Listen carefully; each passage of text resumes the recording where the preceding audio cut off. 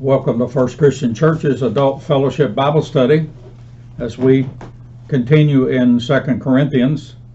This is our third lesson in 2 Corinthians, and it is in part a continuation of the introduction to the letter of 2 Corinthians that we have in the New Testament.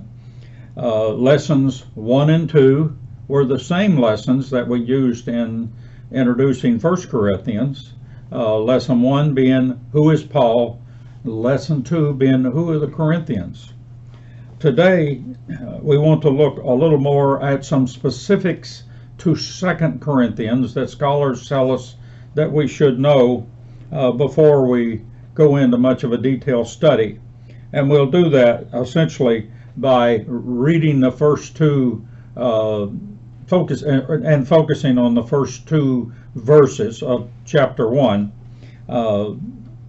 As we move into that study, please be aware that my comments are a synopsis of the views of a number of scholars. I review the scholarly works, concentrating on more modern scholars, either New Testament scholars, what's called Pauline scholars, and Corinthian scholars. I have added two more scholars to that list this time because there are two well-known modern scholars of 2 Corinthians. Dr. Carolyn Osik, who is Professor Emeritus from both Catholic Theological Union Graduate School in Chicago, as well as Texas Christian Divinity School, and Dr. David R. Garland, who is Professor of New Testament at Baylor University, and I was a president of that university for a while. Their backgrounds are very varied. Their views are not always the same, and so that's good. It gives me a sounding board to see where other scholars come in on these things. These two scholars come from different backgrounds, very different religions. Dr. Garland at Baylor being of Southern Baptist thinking, and Dr. Osik is a Catholic, Roman Catholic scholar, and Roman Catholic by faith. Dr. Osik says there is little doubt that 2 Corinthians is not a single letter, but was edited in antiquities to what we have today, essentially in the New Testament version.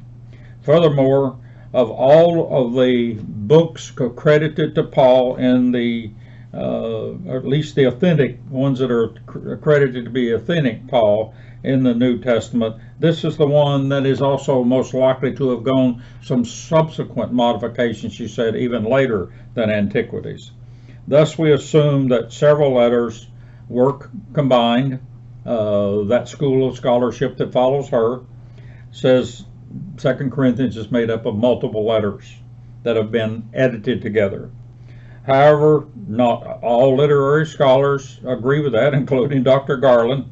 So we'll see that. Also, she points out there's lots of abrupt changes in this letter of 2 Corinthians, but not every abrupt change necessarily means it's coming from a different letter, because Paul's quite capable. In his other letters, it's very clear he changes horses very quickly in the middle of the stream. So let's read those first two verses, and we will use those to focus some additional concerns here. Reading from chapter 1, verses 1 and 2 of 2 Corinthians, the New Revised Standard. Paul, an apostle of Jesus Christ, by the will of God, and Timothy, our brother, to the church of God that is in Corinth, including all the saints throughout Achaia. Grace to you, and peace from God our Father and the Lord Jesus Christ. Wow. Some powerful wording there. Several scholars point out that the audience of this letter, and I like that term audience, these letters were read to people, so they're not reading them themselves. Most people could not read and write. So the assumption was that Paul's letters were read to the congregations. So the audience of these letters should have noted that the author is no ordinary person, no ordinary preacher, but claims to be none other than an apostle of the Lord Jesus Christ by the will of God. What does that mean? Paul is addressing them as a chosen representative of God and Christ.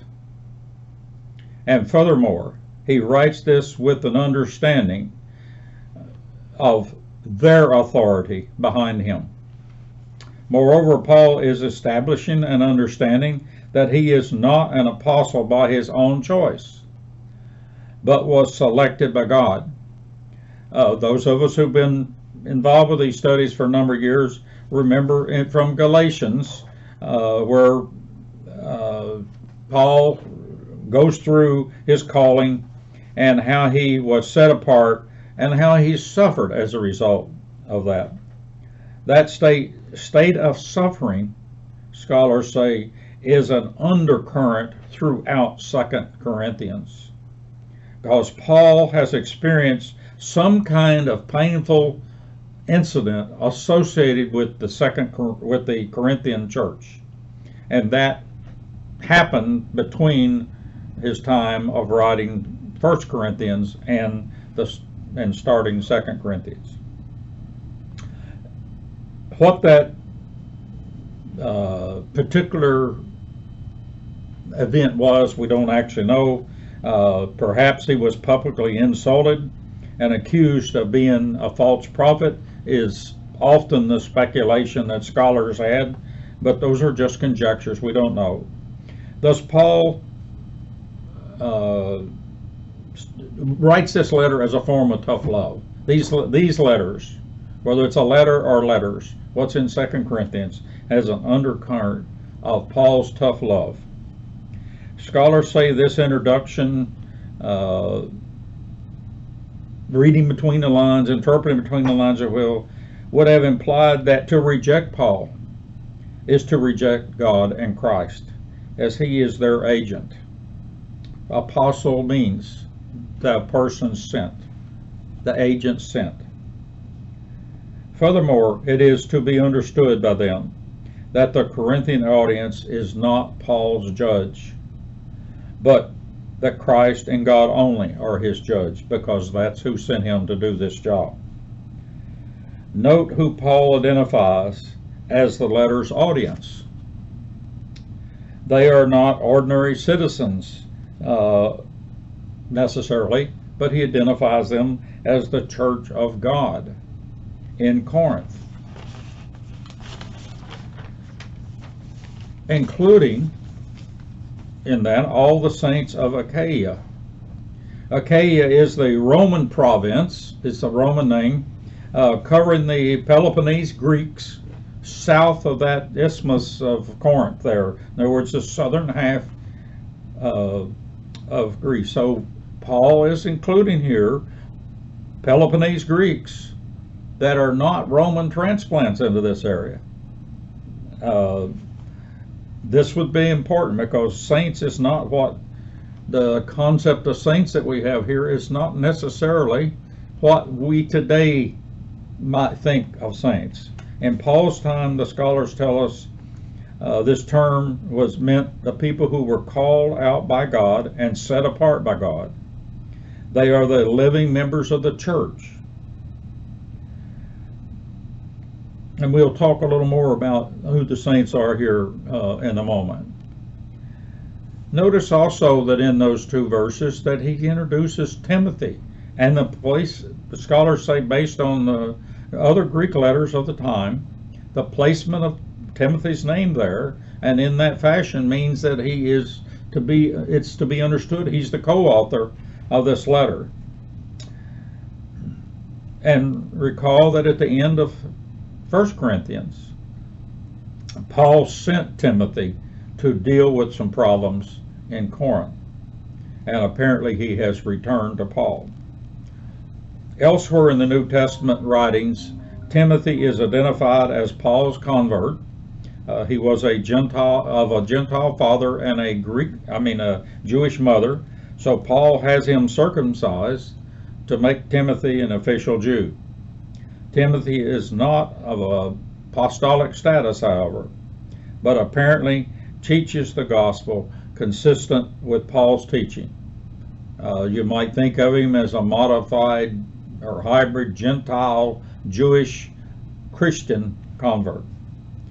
How much of Timothy is in 2 Corinthians, we do not know, according to scholars. But the scholars do suspect it's not very much. It is more likely, they think, that Paul is using him as a witness. The idea that Paul is not preaching this gospel alone, but rather that there are other preachers preaching the same gospel, and here is one of them, the co-author of this letter, and somebody you all also know. Dr. Garland at Baylor makes a point that our English translations identify the recipients of this letter as the Church of God in Corinth. But he says something is lost. Dr. Garland is also a well-known Greek scholar. He says something is lost in the translation of Greek. The Greek word here that gets translated into church is ekklesia. He says that word actually does not mean church. That word means assembly.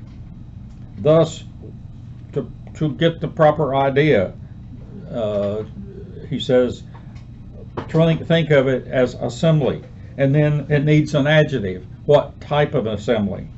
And so it's God's assembly, he says, or it's God's chosen assembly, is the idea that he says Paul is transferring here. And it's how he teaches it there at Baylor.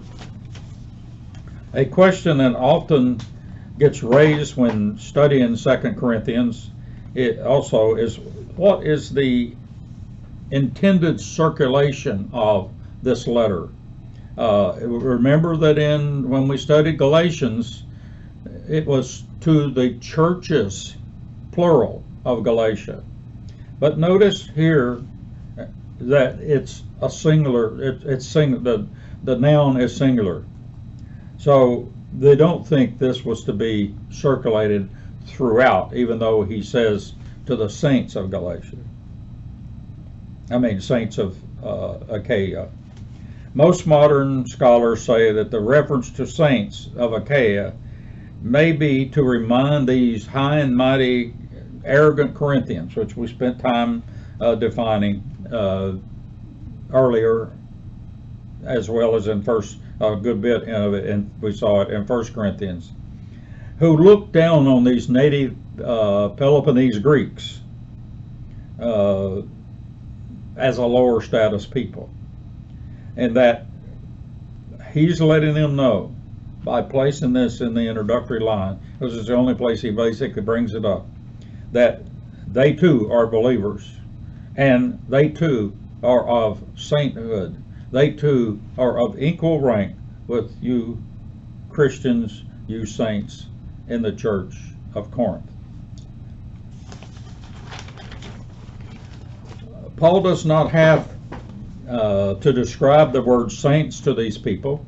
And he doesn't, so he assumes they know. So to us today who have a slightly different meaning, let's think just a little bit more about what is here.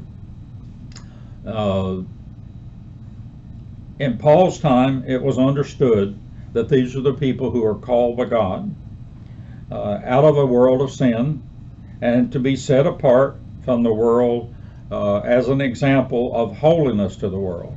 In other words, the concept, a modification of the concept, that the Israelite people were chosen, the chosen people of God, as an example of the world of how people should live. it's just an extenuation, they say, using the word saint, of that idea when it's transferred into what we call Christianity, would be a better understanding of the concept. They were to be God's light to the world, Dr. Garland says, to guide the Gentiles to salvation by their example of holiness. That's essentially the concept of saints, the word saints, at the time of Paul. Dr. Garland also points out that Paul's greeting here and elsewhere is not that normally used in Greek letters. It's of the style. It is similar in style, but it has some changes that he says he thinks need to be understood. Instead, he has modified a normal Greek word that is used in their greetings. The normal Greek word is chairrein, which translated into English would be something like hail to you and good luck and good fortune, something along that line. But Paul uses another word. He uses the word charis, which translated into English is grace. Therefore, he's conveying an idea by using a different word, Garland thinks, and others, that he's conveying the idea that this is all about the God-granted salvation. Don't forget, reminding you in a greeting that you are a saint by God's granted salvation, and that he combines it with then the word that gets translated peace here, which is the Jewish word shalom. And so, but peace is not quite the same. That shalom, peace, is not quite the same word. Jewish scholars tell us that we think of peace. It's not just the absence of hostility. Dr. Garland teaches that peace of God now with the resurrection is that the God won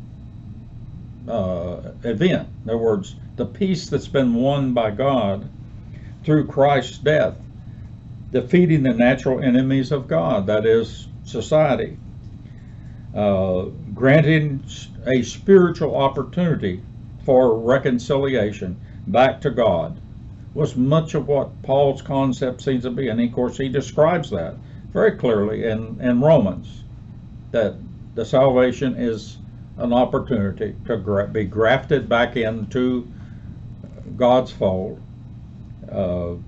as an adopted child. And so he's referring to the peace that's affiliated with that, rather than just some kind of absence of hostilities.